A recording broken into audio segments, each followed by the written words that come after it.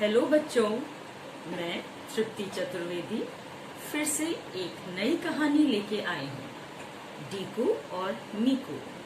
इसकी लेखिका है मीनाक्षी गौतम चतुर्वेदी। डीकू एक गधे का बेटा था। वो बहुत ही सुंदर था।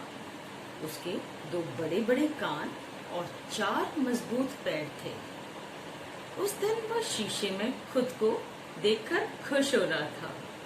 स्कूल यूनिफॉर्म में मैं कितना स्मार्ट लग रहा हूँ। स्कूल में आज डीकू का पहला दिन था, इसलिए वह सभी को इम्प्रेस करना चाहता था। स्कूल में पहली क्लास खेलकूद की थी। आज दूसरी क्लास से फुटबॉल का मैच होने वाला था। डीकू खुश था। मैडम बकरी ने उसे टीम के लिए चुना था। उस टीम में मीकू खरगोश भी था। यह जानते ही डीकू को बिना वजह ही मीकू से नफरत होने लगी। बात यह थी कि मीकू को सभी बहुत चाहते थे। बकरी मैडम ने सीटी बजाई। मैच शुरू हो गया। मीकू तेजी से दौड़ते हुए बॉल ले जा रहा था। तभी उसने डीकू को पास दिया। डीकू ने भी जमकर शॉट मारा, पर बॉल ब्लैकी भालू के पेट से टकराकर रुक गई। लेकिन तब तक डीकू आगे पहुंच चुका था। उसने फिर से बॉल लिया और गोल की तरफ एक जोरदार शॉट लगाया।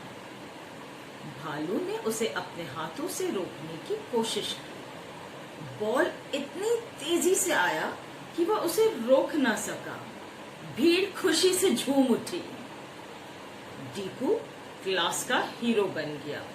मैच के बाद मीकू डीकू को बधाई देने आया।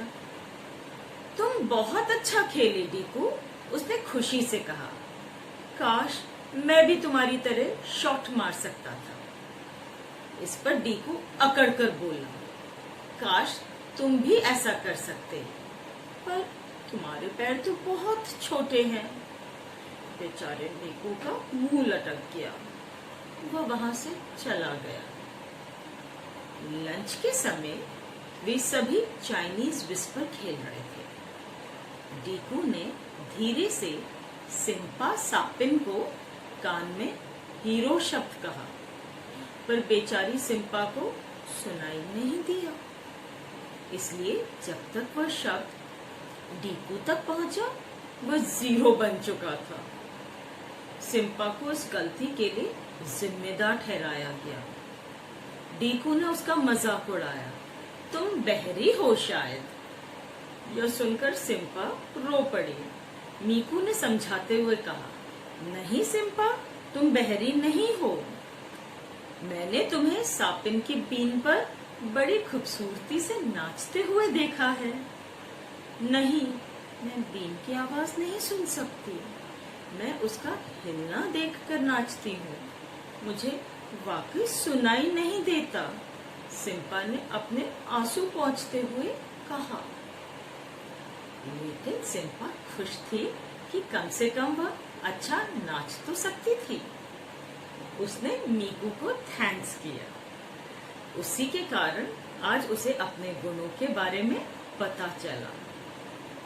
क्लास में जाते समय डीकू की नजर ब्लैकी भालू पर पड़ी। वह रो रहा था।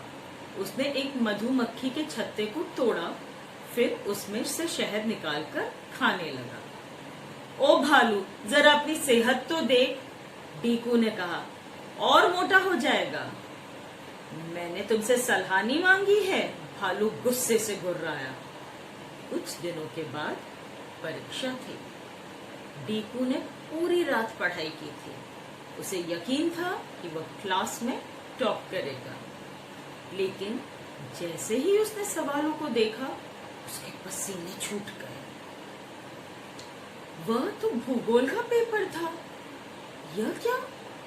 डीकू कुछ देर इधर उधर देखता रहा।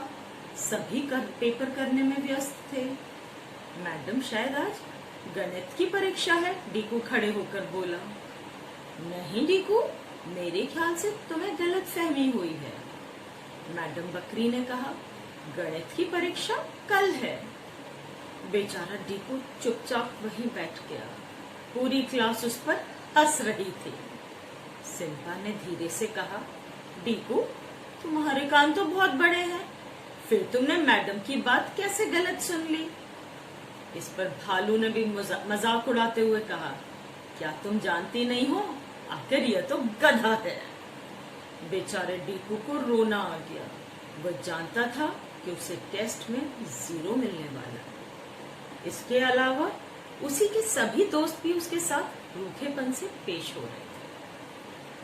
कोई बात नहीं डीकू, मुझे यकीन है कि कल की तुम्हारी तैयारी हम सबसे अच्छी होगी। मीकू ने आकर उसका हौसला बढ़ाया। डीकू ने अपने आंसू पोंछ लिए। डीकू को समझ में आ चुका था कि दूसरों के गुणों को भी सराहना चाहिए, सदा अच्छा करने की कोशिश करनी चाहिए।